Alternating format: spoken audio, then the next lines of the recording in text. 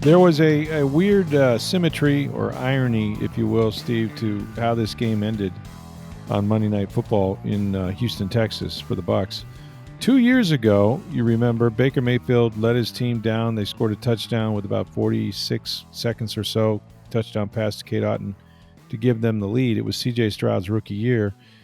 And there was about 46 seconds, as I mentioned. Then C.J. Stroud takes his team back down the field, and they scored the game-winning touchdown with 6 seconds left on the clock. Well, guess how much time was left on the clock when Rachaad White scored the game-winning touchdown at NRG Stadium, the same place where this occurred 2 years ago. That's right, 6 seconds. So it was ironic, but it also was proof that when this team and this quarterback in particular, Baker Mayfield, really have to lay it all on the line in a 2-minute drill. That's 2 weeks in a row now that they have gotten that done, and that is remarkable in and of itself. Even though they went a long time without doing much at all offensively, they scored on their first 2 possessions, and then that was it.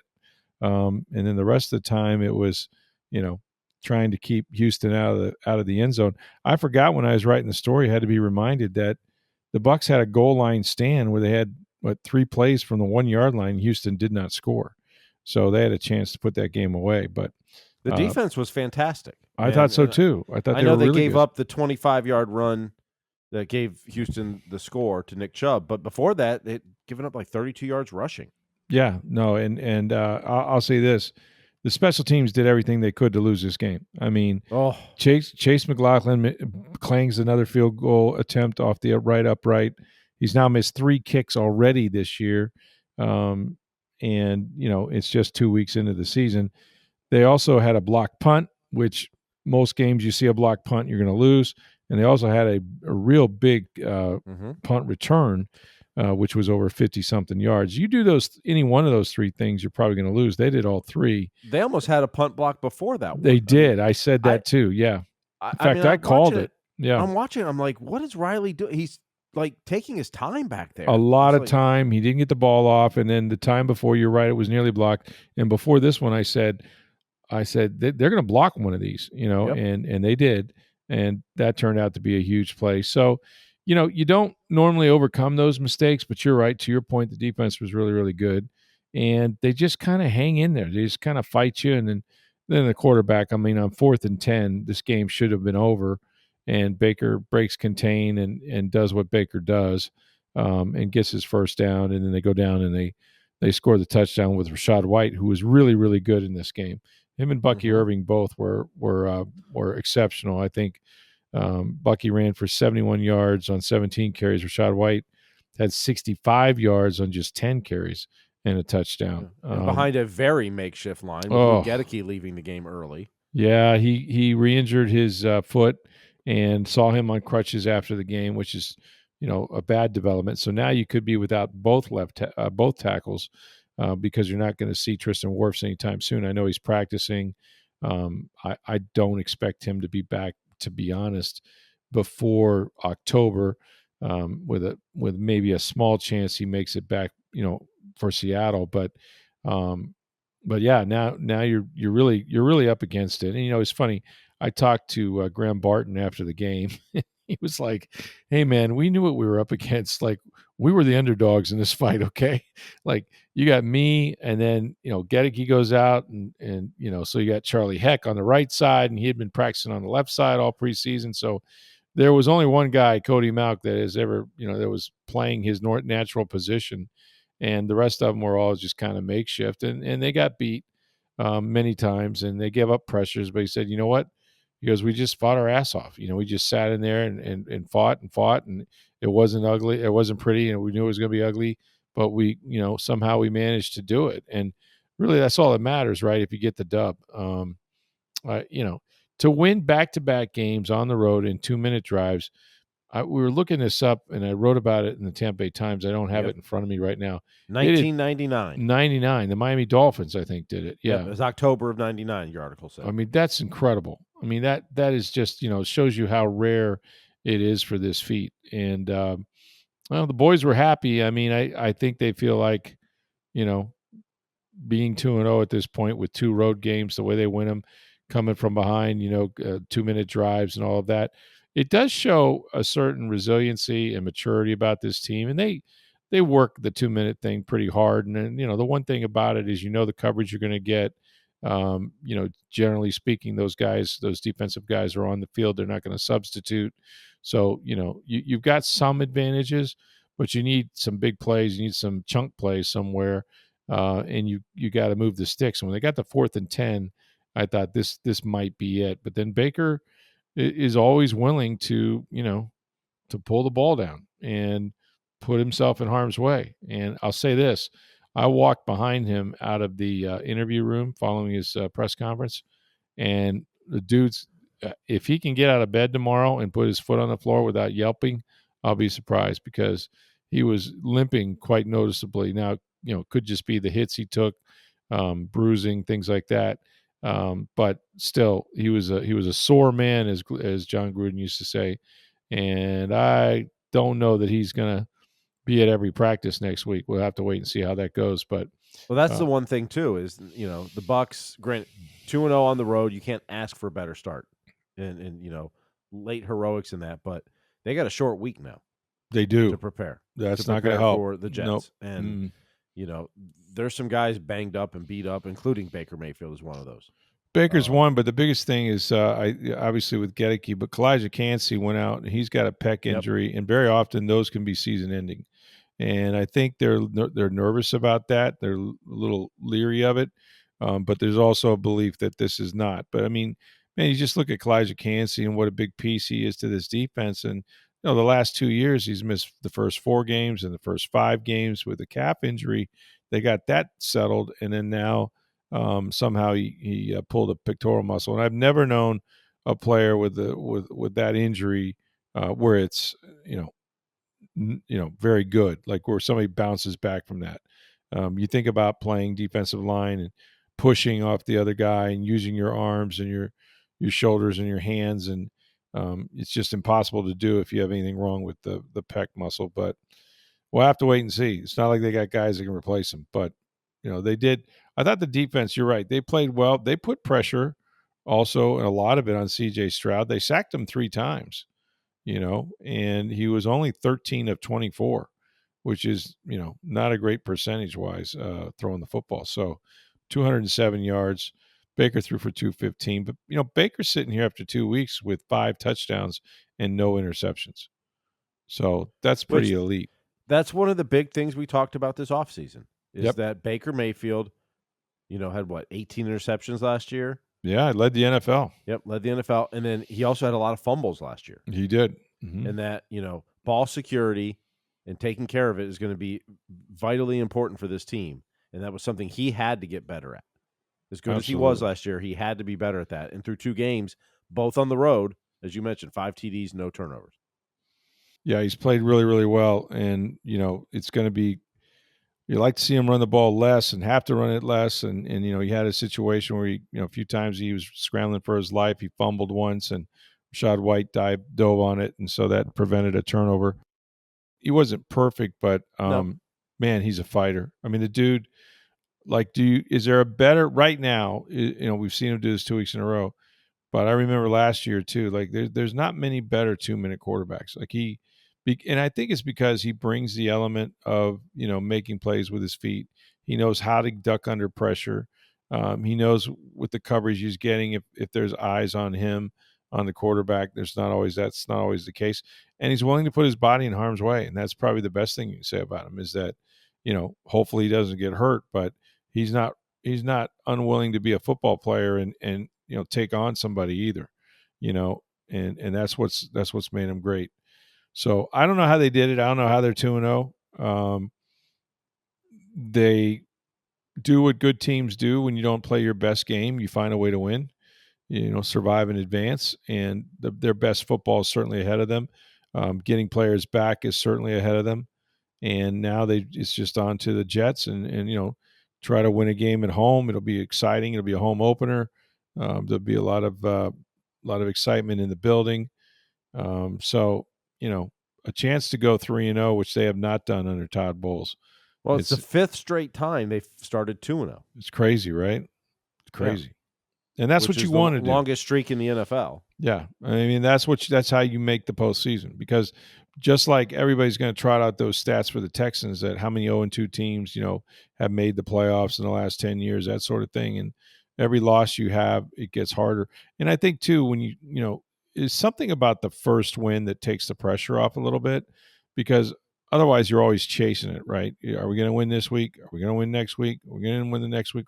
Oh my God, we didn't win in 3 weeks, and that's a different kind of pressure than just playing your opponent. So the Bucs are kind of with house money a little bit, but they obviously wanted, do well against the Jets in their home opener, have the throwback uniforms and the whole deal. But I'm impressed with this team in the sense that even the young guys, Emeka Buka, I thought there was one ball that I thought he would normally catch late in the game that could have potentially hurt them. It was kind of off the edge of his fingertips. Yeah, it was just a little. Probably should have caught it. I thought he should have, but it would have been a heck of a catch. But it was just a little wide. And then he had a little footsteps. I think because he was going to get hit, and I think he kind of heard that. Yeah, maybe he got a little short with the arms, but then he did have another touchdown. So that's 3 touchdowns for him just in 2 weeks with Baker Mayfield. So he's got chemistry with him all over the field. That's good stuff right there. And Mike didn't have a big day, but he made big plays when he needed to. But yeah, it was basically the offense ran through Rachaad and Bucky, and Bucky ran really, really hard for a smallish guy, and I've not seen Rachaad be more decisive with his runs. He got the ball and he's downhill right now, and he used to kind of dance around and things like that, but he was very intentional. So yeah, huge win for them down here, man. I mean, heck, you're coming home now 2-0. What more do you want? And, with any luck at all, your quarterback's going to be okay, and you don't have too many more injuries. But looks like Kadecki's out. Certainly Tristan's out. So you can't afford really to lose any offensive lineman at this point. One other area to nitpick a little bit, and like you said, I thought the defense was fantastic, but failed to convert turnovers again. Yeah. David had one right in his hands. Yeah. You got to catch those. And I talked to Levante after the game, and he was kicking himself. He's like, man, he goes, I need that. I need that. I need that interception. And he said, if we'd have lost this game, it would have been tragic. I had it in my hands. It wasn't a hard catch. Just didn't put the ball away. And he felt terrible about it, but he goes, he was over on the sideline, and I think one of the receivers, not whether it's Sterling Shepard or somebody, said, hey, man, we got you. We got this. We got you. We'll pick you up. And they did. And that's what good teams do. Good teams pick each other up. If the offense is struggling, the defense steps up, and vice versa. And that's the special sauce I think this team has, because all these guys like each other. They're obviously very fond of their head coach, and he puts them in positions to win. And, and so they have, and we'll see how long they keep this streak going. But I was impressed. I thought they had given away too many chances, and I really thought with that many mistakes, you don't deserve to win this football game. Very few teams can win that way by turning the ball over. So they overcame some stuff. So it was good. We'll talk more about the Bucs, but first, hey, get on down to Breitling Boutique, International Plaza Mall. That's where you're going to find the beautiful watches. These are Swiss watches. They've been making these for over 140 years, and Breitling Boutique has been at International Plaza Mall for the last 5+ years. Now, you're going to go in there. You're going to find beautiful men's watches, the Navitimers, the Chronomats, which they are known for. Also, they have watches for your wife or your girlfriend. These are sports watches, and she can choose from an array of wristbands as well. And she's absolutely going to love it. Now, look, they've been doing this thing, speaking of the NFL, for a while now, that they have NFL team watches, 32 teams, 32 team watches. And it's important that it's while supplies last. I've seen the Buccaneers watch. I was in the mall a couple weeks ago, and it is something to behold. If you're a football fan of any kind, they probably have your team there as well. Make sure you pick that up, and you will have something that will start conversations everywhere. It is Breitling Boutique, International Plaza Mall, center of the mall, second floor. When you go, make sure you let them know that you heard about it on Sports Day Tampa Bay.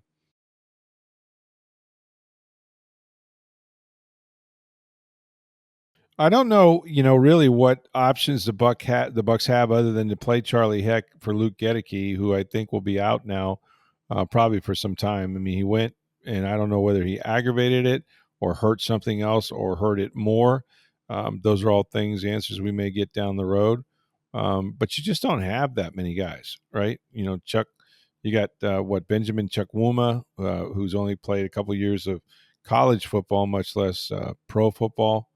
That's certainly a factor. Mike Jordan's already playing. He's been elevated from the practice squad several times. You got Elijah Klein, who did come in the game, I think, at one point, but he's mostly a right guard where Cody Mauch plays.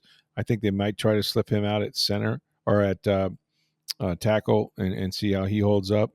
And right now it's the Charlie Heck show. He's got to do it at right tackle. So there's no one coming to save them. They definitely got to get some bodies back. But these were two physical games, and they're going to take tolls out of you. I mean, I see guys walking around. They're pretty beat up. I mean, I think I said that's like Baker was like, "Let's get out of here." And where's my Whataburger? Whataburger's a big deal down here, man. He was like, "I want my Whataburger." I'm thinking like, okay. But I don't know if he'll be bruised, injured. It didn't look good, a couple times during the game, but there wasn't that much medical attention on him, so you just don't know. But he's got, he's looking at a 2-hour flight home, with that leg barking at him. So we'll see. We'll see how he's able to respond to that. I wonder on the offensive line, and maybe a week or 2 or 3 from this, if Gedeke's out a while. Like, does Barton move to right tackle when Wirfs comes back? That's a great question, and I think would you do that, or would you put Wirfs at right tackle because he was all pro there? Depends on how well you think Barton's done at left tackle. Right, that's possible too. One side is definitely the blind side. You would think you'd rate that a little bit higher, but yeah, I think I'd want Wirfs there. Although I don't know if Barton has played right tackle before. He played left tackle in college some. That's right. So that would probably be less likely, I think. That would be my guess. But it's going to be an interesting, hopefully Luke Gedeke's not out for a while. But on the off chance, he was kind of questionable coming into this week. Then he leaves injured early. Like, it doesn't sound or, doesn't feel good at this point. So, and Wirfs probably not back for another at least week or 2. So, yeah. It'll be interesting what none of us saw that they were going to move Graham Barton to left tackle and Bredesen to center and, play Michael Jordan before game 1. So it'll be interesting what they may try to do going forward and how they piecemeal this together until they can get everybody healthy again. The only other guy that's kind of the odd man out is Elijah Klein. And he's right now a right guard behind Cody Mauch, but he very well may have to try to slide out and take some reps at tackle, because you're down to your backups of your backups. Yeah. So, you always say, look, you're going to have injuries. It's football. Mm-hmm. It's a very violent sport. You don't want injuries piling up at one position. No, that's where you're dead. Mm-hmm. Yeah. Which the Bucs for several years have had it, particularly in the defensive back room. But this year, right now, it's in the offensive line. When both your tackles are out, that's not good. They don't grow those on trees, and nobody's got enough offensive linemen. Everybody's looking for them. You don't just find guys on the street. So how they move this around going forward, assuming Luke Gedeke's not able to play this week, and this is an assumption at this point. But it's going to be interesting what Todd Bowles and Jason Light and all them do. Well, they tried to play around Charlie Heck, and that's why they made so many changes at the left tackle position. But now I think you're almost forced to play him. I don't know what else you can do. And maybe he'll be better on the right side than he's shown on the left. That might be a big part of it too. You're just gonna have to grind it out. Look, the Jets have injuries. Justin Fields may not play. There's a lot of hurt guys, a lot of hurt quarterbacks like Joe Burrow. He's going to be out for at least 3 months. Well, Burrow's out. Jaden Daniels may be out. J.J. McCarthy's missing a few weeks. We know Brock Purdy's out. I mean, there's lots of quarterbacks already out. Yeah, and I very well think that Baker will be questionable, just based on how he looked. Unless he gets a quick recovery and the style that he plays. I mean, at least he's making good decisions on when to die, right? Like, if you're going to run and take a hit, you do it on 4th and 10 to save the game. I mean, that's a no-brainer. You're a football player, you go for it, and he did, and I think he paid the price, but he was damn happy afterwards. I can tell you that. That guy has like so much compete in him. You know what I mean?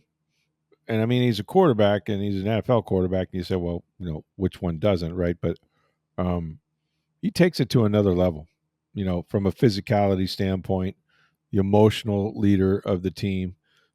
Just how guys respond to him is unreal. You got to see it. It's just, they love playing with Baker Mayfield. They love him as a teammate. They love what he brings in terms of his fire, and it's contagious. It filters down through the team, and all these guys get along really, really well. This team, sometimes when you see teams winning in this fashion, winning at the buzzer, winning late, it really speaks to their character and to their culture. Like, they can lean on each other, they can rely on each other. There's not finger pointing and stuff like that. So I've been impressed with them. Like I said, every Super Bowl team I've covered have what they have. Now, are they talented enough with that schedule? I don't know. But, in these first 2 games, you saw them never let go of the rope. Like, every guy right up until the end was pulling for everyone. So I thought that was cool. And you know what? With Atlanta winning, they needed to win to keep pace and have that sort of 1-game lead, if you will. I don't think New Orleans is very good, and Carolina seems to be struggling more than some of the other teams. So this is really, to me, a 2-team race between the Bucs and the Falcons, who look pretty good. I thought in Minnesota. I thought Atlanta did okay. Yeah, they did, and this is kind of what we thought it would be. I mean, I think we all thought Carolina would be improved, and I think they are improved. Yeah. But not ready for playoffs at this point or to win the division. And we always thought it was going to be Tampa Bay and Atlanta, and I think Tampa Bay is the better team. Yeah. Now, I do too. Now they got to take advantage. I mean, you're 2-0 on the road. Mm-hmm. You can't come back home and go 0-2. No, you got house money, and when you got house money, that's when you can be a little more aggressive and things like that. But you need to win it before above and beyond anything else. You need to get in there, and get it done. So I'm also curious what the Bucs may do with special teams. And I think tryouts start tomorrow for a kicker. And I hate to say that, because I think Chase is statistically and otherwise been not one of the best, but perhaps the best kicker in terms of his consistency. I don't know that he missed 3 kicks all last year, all kicks, and kicks over 55 yards. But man, it was shocking to see him in 2 games miss extra point distance. Yep. Like, to me, I don't know. It's like milk sometimes. Like, you got to check the expiration date. They just go bad, and it seems like it goes bad without warning.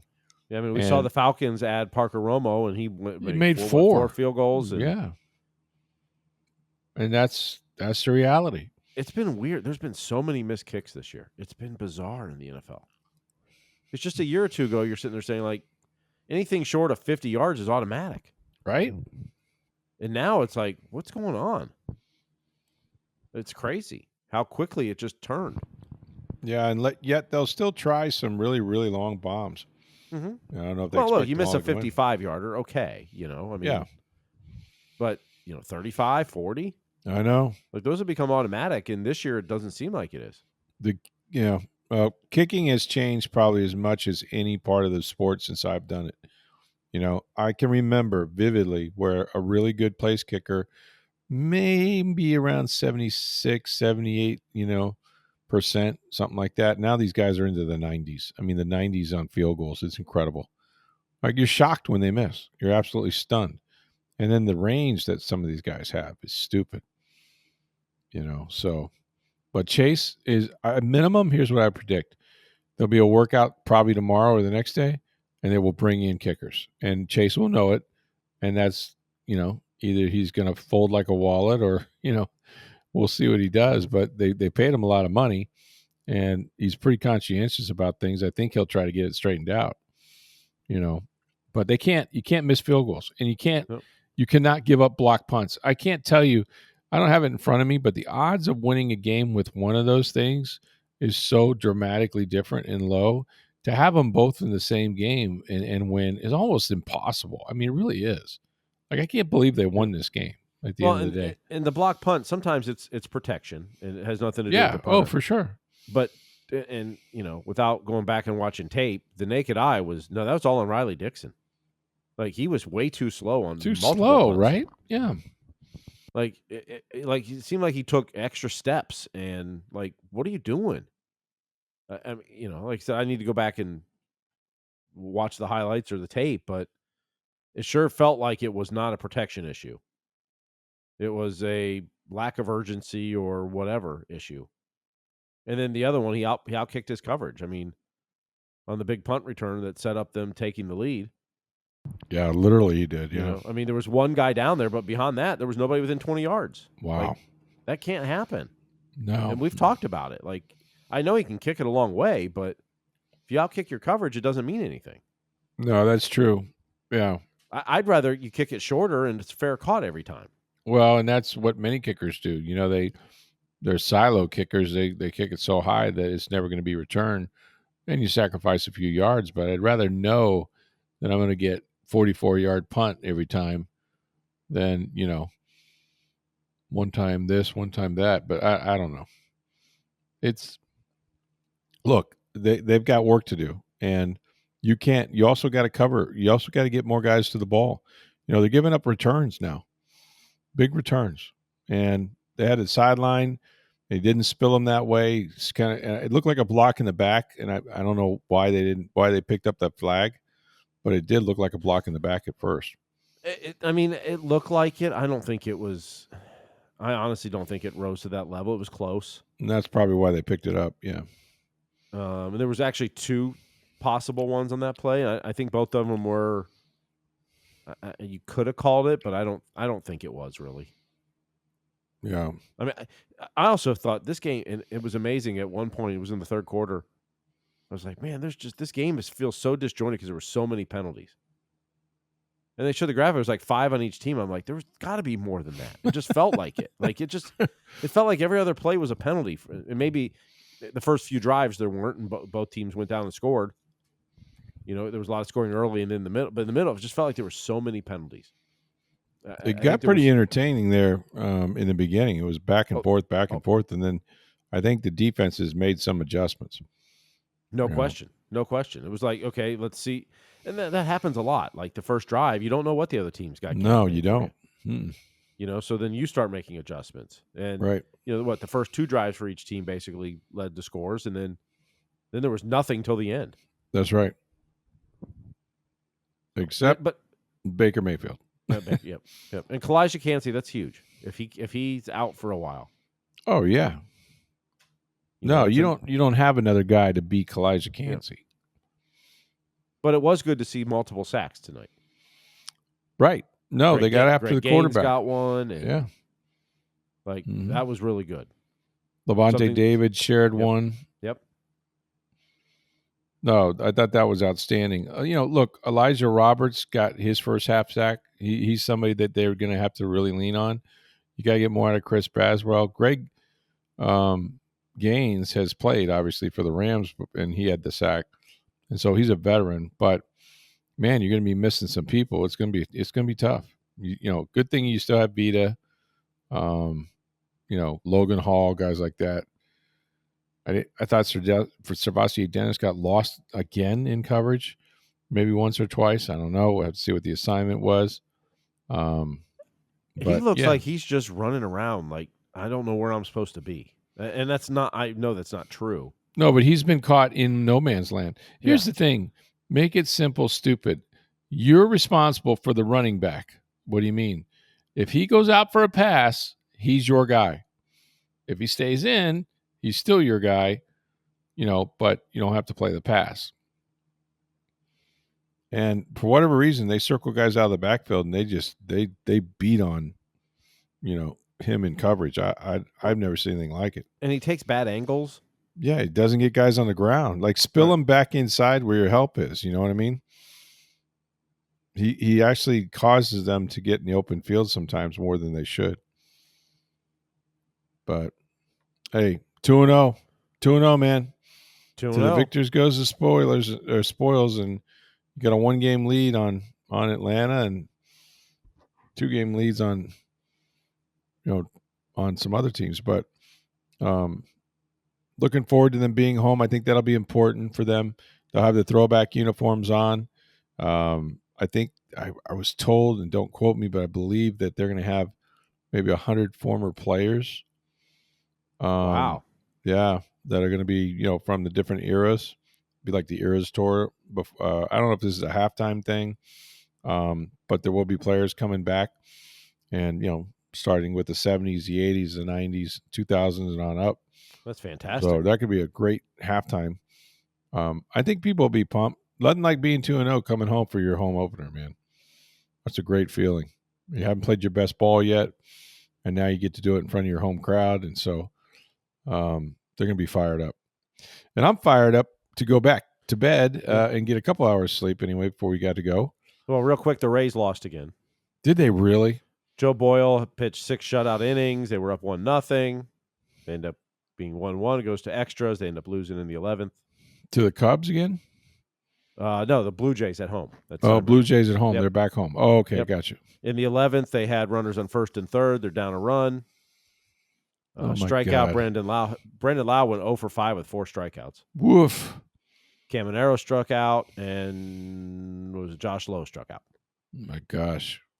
At first and third, chance to tie. Simpson was on third, too. Like, just put the ball in play. It's tied. Yeah, he's going to score. Yeah. 3 What's straight strikeouts. Their tragic number, if you will, when they're eliminated? Well, the most they can get to now, they have 12 games left. They can get to 85 wins.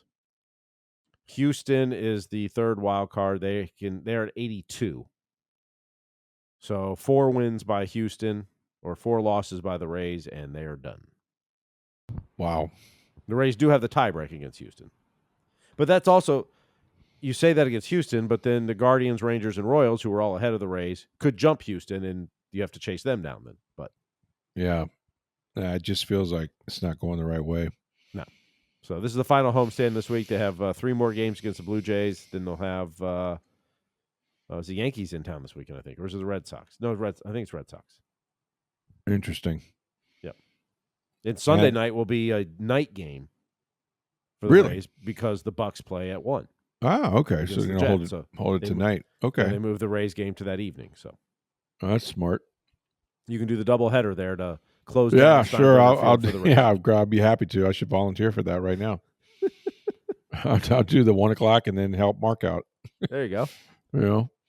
I do love baseball though. It's fun, but not so much fun for the Rays anymore. That's the thing. Like, there's a lot of good guys in that clubhouse and a lot of good baseball players, but man, when you're not winning, it's just not fun to go in there. It's like no one really wants to talk to you. Yep. No, there's not a whole lot of good news going on, so you just kind of keep to yourself a little bit this time of year. It's my favorite time of year though, when you get football back in swing, and college football has been great up to this point. So much going on. Hockey training camps open this week. The hockey training camps open. Yeah, the Bolts are back, baby. Yep. Back and better than ever. Preseason hockey starts Monday night for them. It's a beautiful thing. A week from tonight as we're recording this. Yeah. The what I like about it is they don't play too many games and you go, okay, we're done.